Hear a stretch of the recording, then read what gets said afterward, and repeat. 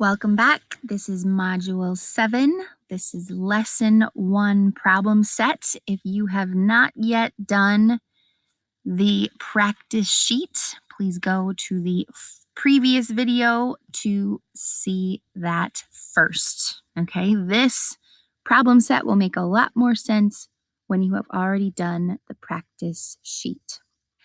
Getting started with RDW. You'll remember RDW means read, draw, write. So we'll be doing that for problems 1 through 3. Number 1, please box the question. Circle the numbers. Underline important information.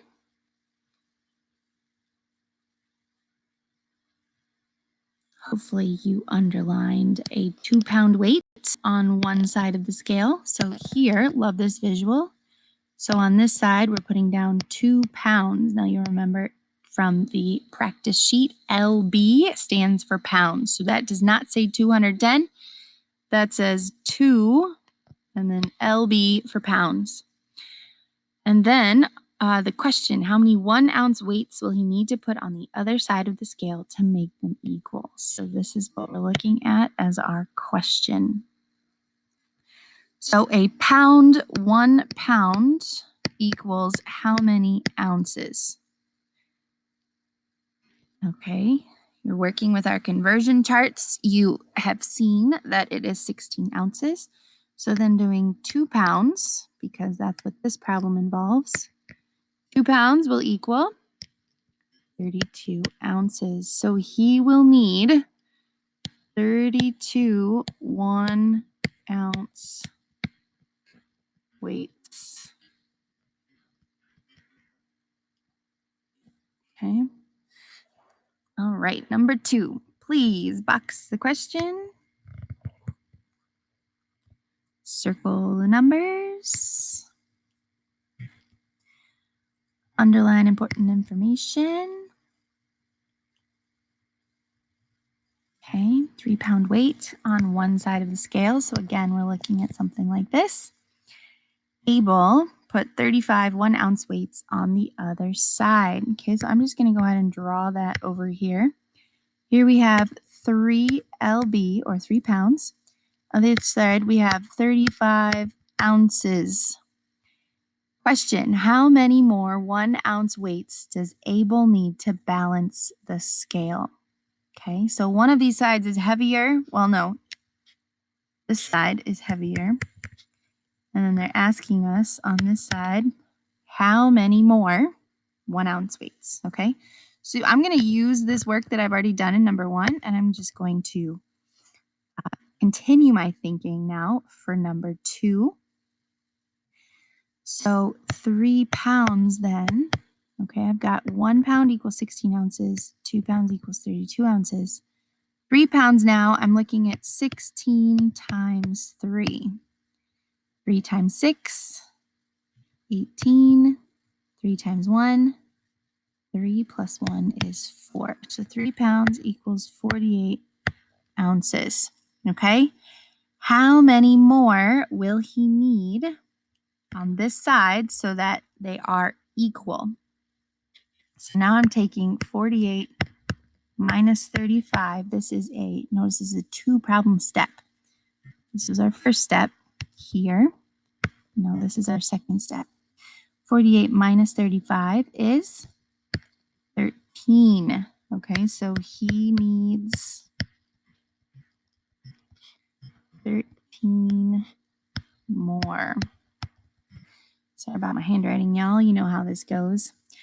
All right, number 3. Mrs. Upton's baby weighs 5 pounds and 4 ounces. How many total ounces does the baby weigh? So we've been working on that pounds to ounces. We will take 16 times 5. So 5 times 6 is 30. 5 times 1 is 5 plus 3 is 8. Am I finished?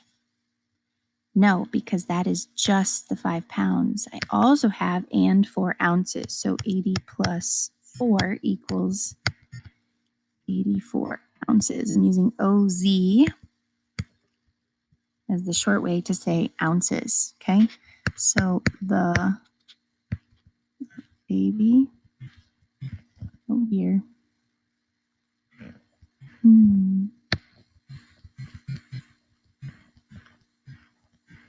baby weighs 84 ounces. All right, on to number 4. This will look like the practice sheet, okay, which is a good thing because we want to keep practicing these. So 1 pound equals 16 ounces. Really what we want to do is start to memorize that, okay? It doesn't mean it has to be memorized today, but it should become familiar today, okay? Next one, 3 pounds. So now is where I'm going to practice my multiplication skills.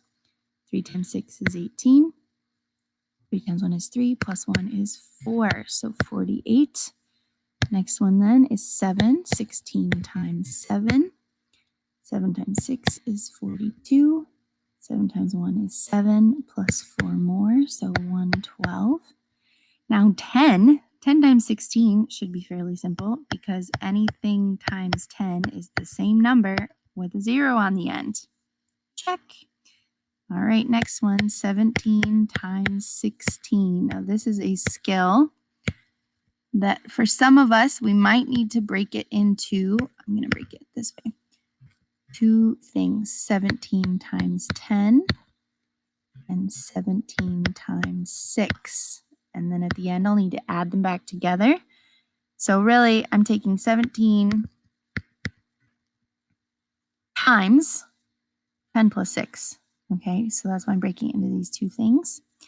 17 times 10 is 170. 17 times 6, let's see, 6 times 7 is 42, plus 10. So here I have 272 ounces. Okay. The rule for converting pounds to ounces is 1 lb or pound equals 16 ounces. Again, it is a review of the practice sheet, which is a good thing because we want to become familiar with these and eventually want to memorize them. On to the next page. Converting feet into inches. 1 foot equals 12 inches. Okay, so now taking that 2 times 12 is 24. 5 times 12 is, if you need to, you can go ahead and do that over here.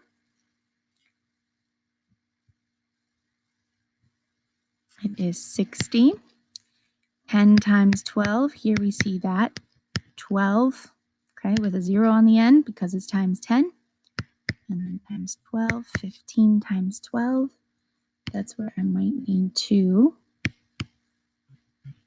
break it into 2. Becomes 15 times 10 plus 15 times 2. I'll let you, I'll let you solve that however it makes sense. So we have 180. The rule for converting feet to inches is 1 foot equals 12 inches. All right, on to the next one. 1 yard equals 3 feet.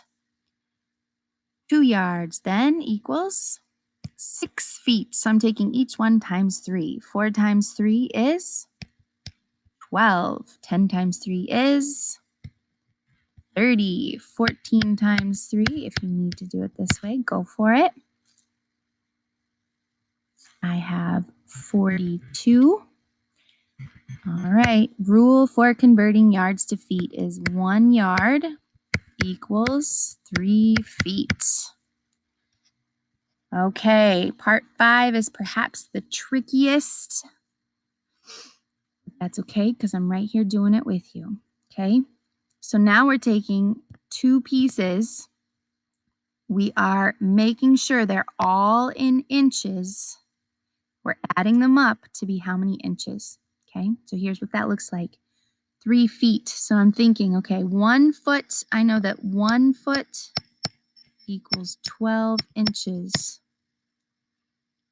And so now 3 feet will be 3 times 12, which is 36. I'm not done yet though because I need to add the 1. So 36 plus 1, this is going to be 37 inches. Okay. Letter B. I'm going to use the same fact here to help me solve letter B. 11 feet, 10 inches. I know that 1 foot equals 12 inches. So I'm going to take that 12 times 11. This is 12 and 120, so it becomes 132. I'm not finished though because I have 10 more inches.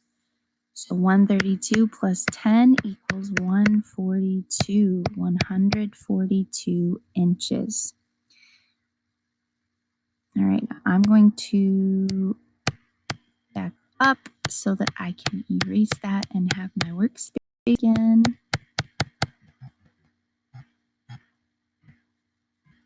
Here we go. Okay, so writing my answer again, 142. On to the next one. Now I'm looking at yards to feet here in letter C. So I'm going to write that up here just to remind me what am I working with. 1 yard equals 3 feet. Okay. So here I have 5 yards and 1 foot. So I need to do 5 times 3 because each of those yards equals 3 feet. And then at the end, I will need to add the 1 foot. So 5 times 3 is 15, plus 1 is 16. Over to letter D. I'm changing it all into feet. So here I have 12 yards times 3. That would be 36. And adding 2, I'm looking at 38 feet. All right, if you want to continue with the same pattern, these two, F and H, are also yards and feet, so I would recommend doing that next. I'm going to go ahead and jump over to letters E and G to give 2 examples of pounds and ounces, okay? So for letter E, looking at 1 pound equals 16 ounces. Okay, so this is, I'm writing it there for my memory, for my to help me with remembering. So letter E, 27 pounds, 10 ounces. So I've got these 2 pieces. First, I need to change pounds to ounces. So 27 times 16. Breaking it into 2 pieces, 27 times 10. And 27 times 6. Okay, you'll solve that, add them back up together.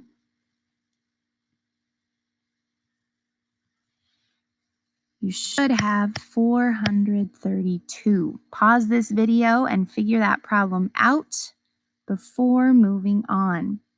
Now, I'm not finished with it because I still need to add these 10 ounces. So 442 ounces is the final answer. All right, letter G. We've got 14 pounds and 5 ounces. These are 2 pieces I will need to add together.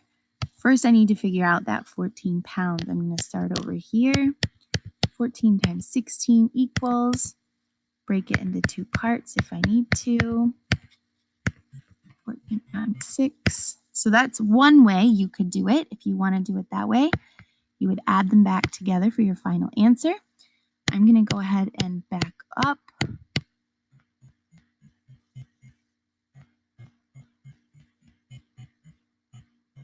Some of you are already doing it this way. 6 times 4 is 24. 6 times 1 is 6, plus 2 is 8. Now I need a placeholder. Now I'm multiplying the 1 times 4. 1 times 4 is 4. 1 times 1 is 1. I will add those up. That should be a 1. 224. So 224 plus 5 will be 229 ounces. All right, if you are working on letters F and H, let me give you those answers just so you have them. This should be 63 feet. And this should be, oh boy, this is going to inches. Okay, so 5 yards and 2 feet would be 5 times 3 plus 2. Now that's 17 feet. So if your answer was 17 inches, I'm sorry, but that's not going to be correct. You will need to multiply it by 12 to figure out that's actually 204 inches. Okay, this is a 17. All right, moving on to number 6 before I run out of time here. Answer true or false for the following statements. If the statement is false, change the right side of the comparison to make it true. Okay, so this letter B is what we're learning today, and then letter A and C are both review from Module 2, which is a long time ago. So you might remember that kilograms, what does that mean? That means 1,000. Okay, kilo is a word part that means 1,000.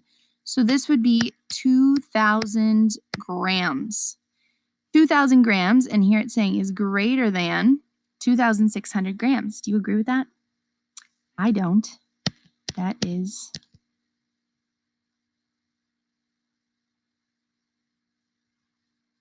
Did I run out of time? What happened? Okay, that is false. My pen turned off. All right, so it says change the right side. So what number would be less than 2,000 grams? Not 2,600 grams. Let's go with 1,999 grams. Anything less than 1,999 grams will make this problem true. Excellent. All right, for letter B, we have 12 feet is less than 140 inches. 12 feet would be 12 feet times 12 inches, which is 144 inches. So here it's saying 144 inches is less than 140 inches. Well, that's not true. So it's false. And what could I put there to make it true? Let's put 145 inches. 145 inches or anything above will make this statement true. On to letter C. Kilo, again, you'll remember means 1,000. So 10 times 1,000 makes this 10,000 meters equals 10,000 meters. And they have the equal sign. This is true. All right, now it's your turn. Go give the problem set a try. Use everything we've done on the assignment or the practice sheet, as well as the problem set to help you with the homework assignment. When you finish, check your answers with your parents, and I look forward to seeing you for Module 2. All right, until next time. I'm sorry, did I just say Module 2? You know what I mean.